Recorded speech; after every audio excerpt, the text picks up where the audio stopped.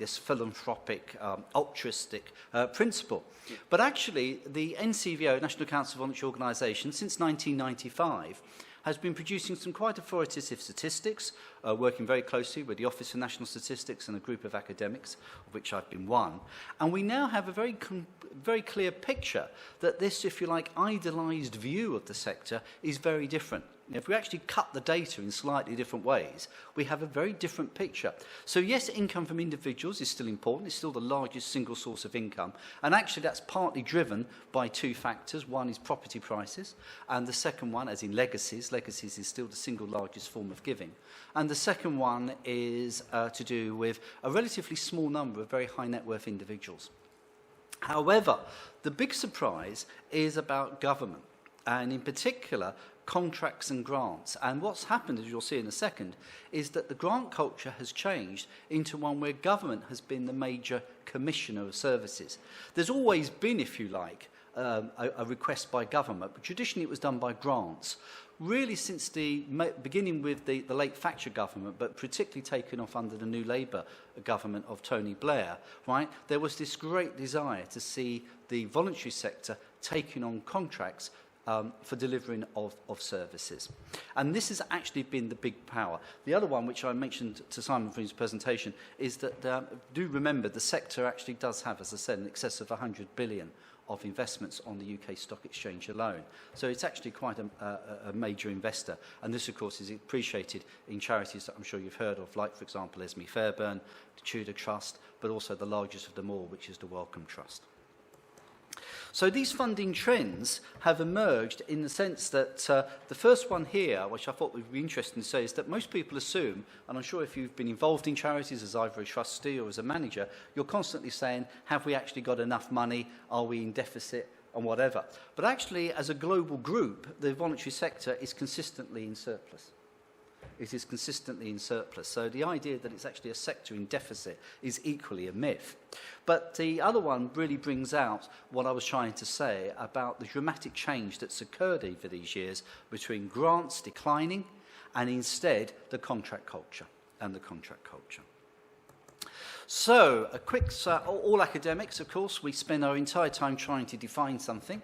We never actually define it in the end. I'll have you know that the European Commission, in 1994, when I was looking into a definition of the voluntary sector for my own PhD, I went across to the European Commission and found that they actually had a working group meeting since 1977 trying to define a European definition for the voluntary sector. They're still meeting. And we never really came up with one. So what chance of social investment, you might say, bearing in mind we haven't actually defined what charity or voluntary organisations are, and we've had a good 400 year go at it in the UK. So what is social investment? Our own research, my own centre's research in this area, have given this definition. But there's others that I've put there as well, from Big Society Capital and whatever. But basically, as the little diagram shows, it's this, if you like, trade-off between, at one level, the maximising financial return, and at the other, on a continuum, if you like, the social return, the social, if you like, the altruistic return. And somewhere between those two pivotal points is where social investment actually lies. And it can feature quite heavily along that continuum to products that Simon's members will be promoting, which will be in relation to financial return, back to, if you like, more altruistic returns, which actually probably expect no financial. So in other words, pretty much close back to a donation. Anybody like to tell me, the first picture there shows 4 little plates. Anyone like to tell me what that organisation is? Anybody know? It's an organisation been set up by CARE, the International Aid Charity. Anybody know what those 2 ladies are doing? Anybody know what that is? It's a bank. It's a bank. And it's a wonderful bank. It's a microfinance bank. And what it's doing, those 2 ladies, one lady is the bookkeeper, the other one is the cashier. And those 4 bowls, in a community in which there's very little literacy and certainly non-existent numeracy, one bowl is money in, one bowl is money out, one bowl is assets, and one bowl is liabilities. It is a brilliant system and an example of what right, social investment can achieve. These are, so what I'm going to give now are 4 what we call in the academic term. I don't know where we ever came up with this war stories from, but in the business school literature, because actually these are nothing to do with war at all. These are inspiring stories of enterprise. So this is the first one, set in one of the most poorest communities, and it's actually a bank. It enables money to be lent for people to set up enterprises to pay back. In this country, one of the great tragedies has been that the credit union movement never took off. In Canada, it's huge. In this country, it is minuscule. And yet, this is a credit union, and it's a brilliant example. When we talk about banking services being withdrawn from poor communities, why we've never promoted the credit union movement has always been a mystery to me. The second one over there is that young man with a bike. This is a bike repair.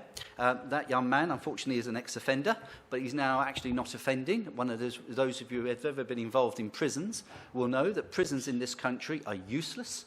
They're not very good at punishing people. If you're a hanger and flogger, they're not very good at punishing people, and they're absolutely useless at rehabilitating people. The reoffending rates of the UK prison system is phenomenal, and it costs an absolute fortune.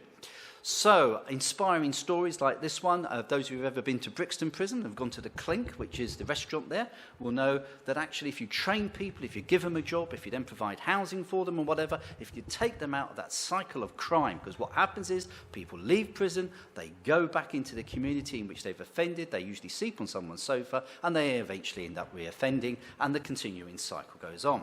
So this beautiful cycle example is one which actually breaks that cycle. It gives people jobs.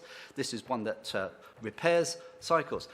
The social enterprise of the year a couple of years ago actually extended this on. Think of wheelchairs. I chair a grant-making charity, which is interesting. It's an insurance company that's owned by a charity, not an insurance company that owns the charity. The charity actually owns the insurance company, financial services company. And we give away about £1.5 million profits each year to health. And one of the interesting things about social enterprise in this area is that this one is also extending itself into the repair of wheelchairs. Let's think about a wheelchair, which takes up an awful lot of material. These can be recycled, so it's actually great for the environment. Inspiring story, that one.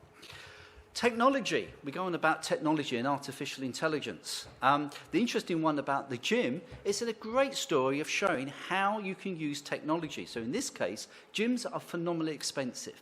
And yet from a health point of view, going to the gym is incredibly important. In this particular case, they've used technology to have a differential pricing model.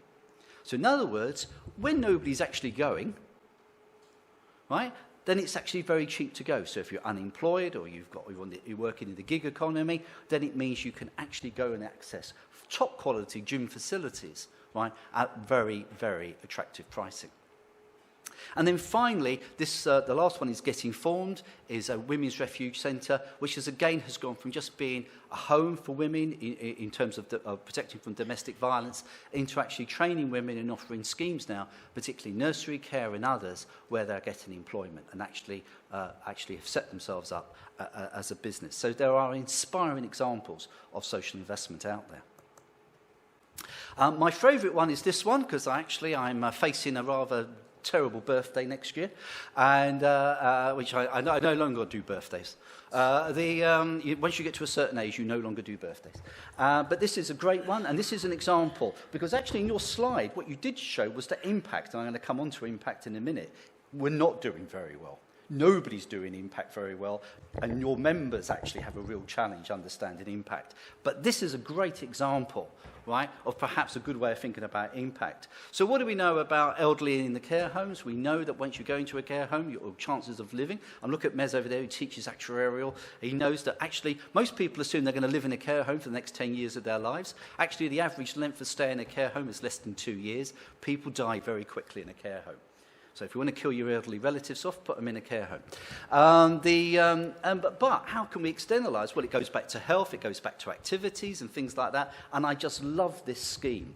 UMPA provides actual help and support to people. It has a fantastic model of going in, training people, running classes. You can do exercises in a wheelchair and all the rest of it, right? It has a revenue model, which is basically shares in a company that returns back. And then finally, and the bit I want to come back to, is the impact. And there is clear now a very clear social impact. People are healthier, both mentally as well as physically are healthier through that stimulation. Right? Those of you who've seen inspiring programs, the one that was earlier this year showing the children who are actually working in an elderly person's home, where the elderly residents are now working alongside the children, that was actually set up by the chief executive is actually one of our alumni, Helen Verney. A brilliant scheme of showing that 4-year-olds can communicate with 84-year-olds. Absolutely brilliant. So some wonderful, hopefully inspiring examples to keep you all going there. And so how does it all work? Well, basically, it's funding is to achieve the following. You support the purchase, perhaps, of an asset. You know, in terms of buying a building. Often charities rent, well, as if they could buy a building. They could also then sublet any surplus space. You can leverage fundraising. Scope tried to do this with their shops and whatever a few years ago, particularly recognising British Heart Foundation, good example of this. Now a massive online retailer, as well as still having shops. You can invest in a specific project or trading activity like the ones I've just shown. Fund impact by lending to other non-profits. Or we can start to pick up on changes in business models, as I mentioned in the case of the gym around IT, or moving to a low-carbon economy. So all these things are examples of things that you can invest in this area. So 2 main types of social investment, basically. Borrowing, taking out the loan, or you can use conventional shares. These are no different. These are no different to the wider world of finance. There's no magical difference here, right? What we are going to come back to in a minute is organisational behaviour and cultural differences, which causes a problem.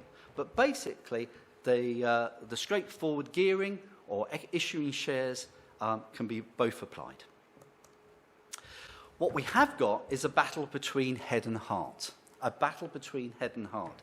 And it goes back to what I began by saying, that there is a major problem in the cultural perception, the charity sector, as to what this is, right? Basically, right, there are lots of people out there who think that this is pretty close to the Antichrist arriving in the voluntary sector. So you have completely different issues here.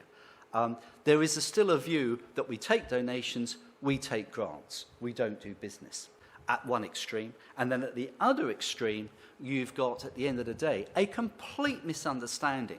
So I was quite interested in your members. One of your members actually said to me a little while ago, I really don't get this, he said, we've got the Ramblers Association coming in. I've told our car parking people to park their combine harvester elsewhere. You know, there is still a massive gulf between these two sectors. There is still a massive misunderstanding between these two sectors. Both incredibly well-meaning in many ways, because the chap turned around and said, well, of course, we'll give them a very generous donation. But still seeing it in that way and the other way. And what we've tried to do, I think, this area, with the arrival of B Corps in particular and social enterprise, is to actually not say it's a battle between head and heart, but these two both can come together. Mentioned earlier about the ESG and Sustainable Development Goals. I think I'm about to, my term of office expires at the end of this year, but I've had the great privilege for the last 2 years to have served on the advisory committee of the United Nations Principles for Responsible Management Education Programme. And I can tell you now, and you picked up on retail, because the biggest transfer of wealth in the next few years is going to be intergenerational. And one of the most interesting things is millennials. And millennials get this. When the Brundtland Commission, back in 1987, first promoted the idea of Sustainable Development Goals, it was really understood by people like me. Right? This, and particularly the chart, really has engaged a millennial generation. And we've seen this with the recent climate change protest movements, the things that we were talking about earlier about the UK government and others. This has really, really taken off, and it has absolutely been incredible.